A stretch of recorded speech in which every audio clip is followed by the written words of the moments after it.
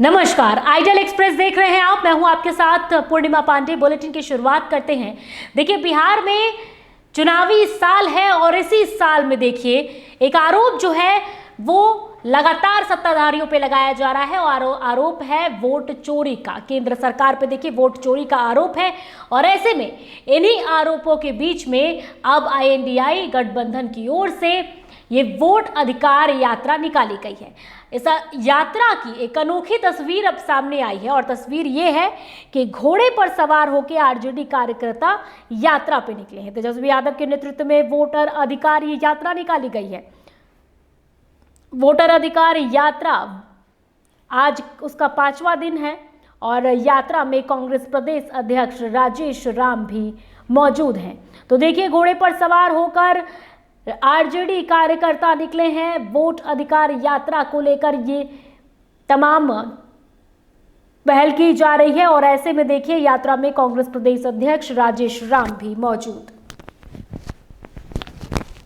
अगली खबर की ओर बढ़ते हैं। खबर पटना से। पटना में देखिए मदरसा बोर्ड सम्मेलन को लेकर एक बड़ा हमला किया गया है। इसे साफ तौर पर एक प्रकार से फर्जी बताया गया है।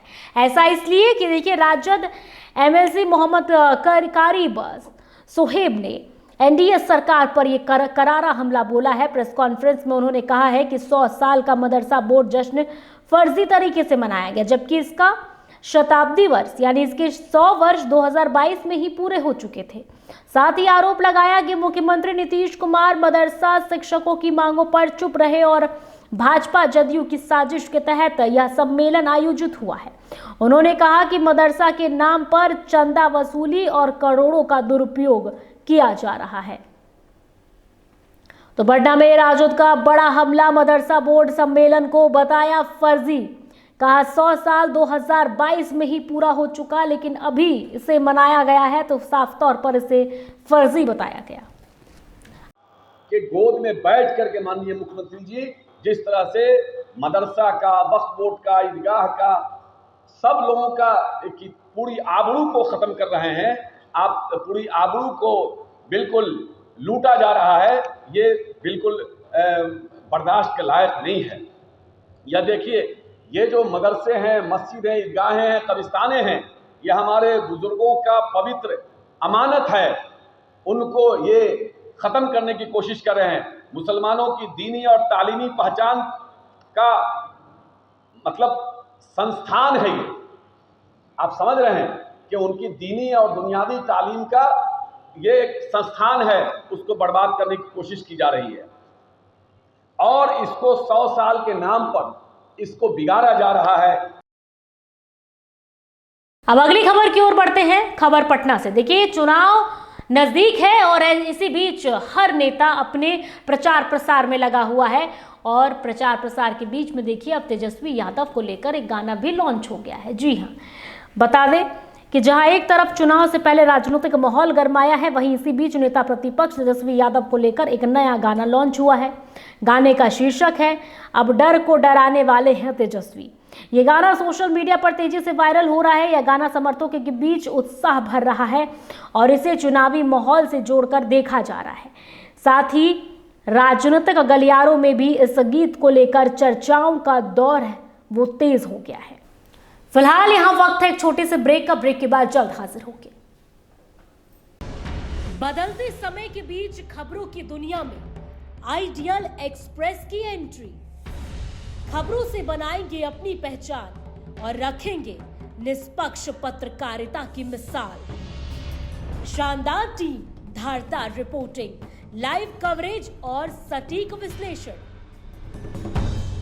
बिरसा का उलगुलान दिखाएंगे और बुद्ध की धरती पर बढ़ते जुर्म की दास्तां बताएंगे। बंगाल से लेकर सिक्किम और यूपी से लेकर उत्तराखंड की हर छोटी बड़ी खबर से रूबरू कराएंगे। विकास के नाम पर हो रही धांधली बताएंगे और गांव ज्वार से निकलने वाली उम्मीद की किरण दिखाएंगे। सिर्फ पत्रकार नहीं, परिवार की तरह आपका साथ निभाएंगे। हम आइडियल एक्सप्रेस हैं, सच की तह तक जाएंगे।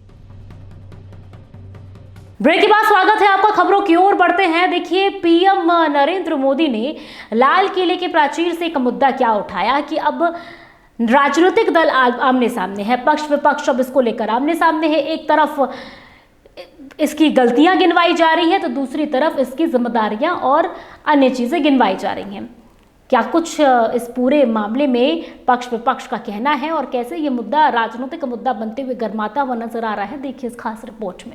लाल किले के प्राचीर से पीएम मोदी ने जिस घुसपैठ के मुद्दे का जिक्र किया वो झारखंड के ज्वलंत मुद्दों में से एक है। इस मुद्दे के बल पर बीजेपी ने झारखंड में लोकसभा और विधानसभा का चुनाव लड़ा। हालांकि इस मुद्दे से बीजेपी को कुछ फायदा नहीं हुआ, लेकिन आज भी बीजेपी इस मुद्दे से चिपकी हुई है। एक बार फिर ये बांग्लादेशी घुसपैठ का मुद्दा आया है। इस बार उठा है देश की राजधानी से और इसे सुना पूरे देश ने। वो राजनीति के जानकार हैं, उन्हें पता है कि इस मुद्दे का सरोकार सीधे झारखंड से है। पीएम मोदी के अभिभाषण के समर्थन में आए पूर्व सीएम चंपाई सोरेन। इस तरह से पूरा प्रदेश में डेमोग्राफिक बदलते जा रहा है। कभी कोई जिला में अगर कोई योजना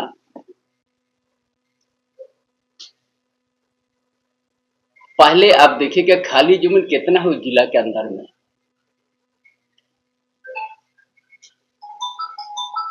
कितना बंजर जमीन है। यदि एक और कहीं 1 इंची नहीं मतलब उस समय खेती जमीन का सोचते हैं कि अधिग्रहण करने का।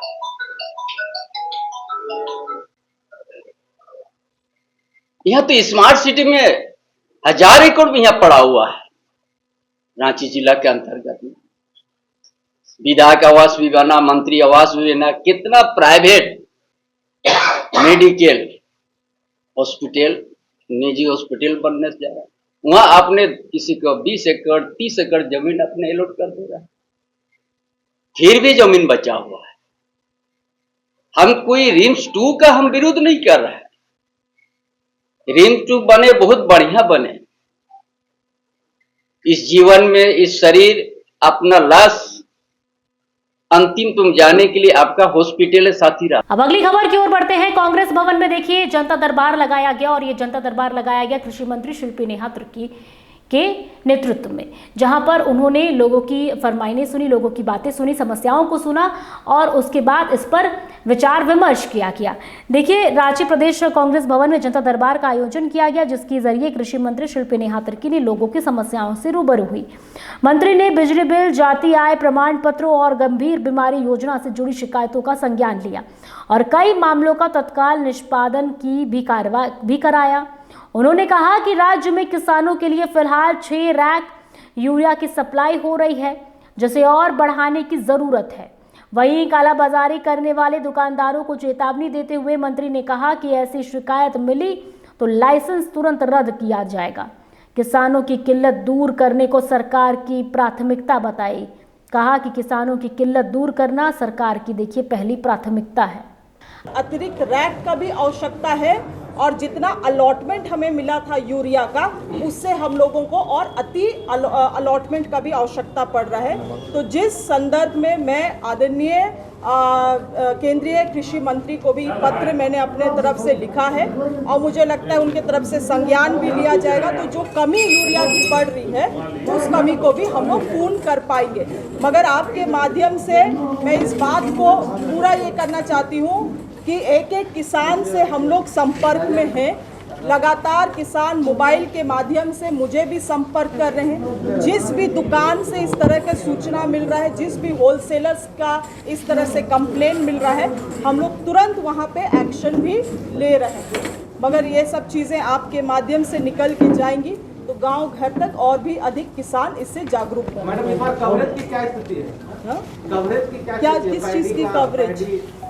हमारा जो अतिवृष्टि हुआ है इसके वजह से जो पैडी, जो धान का खेती है वो काफ़ी अच्छा हुआ है।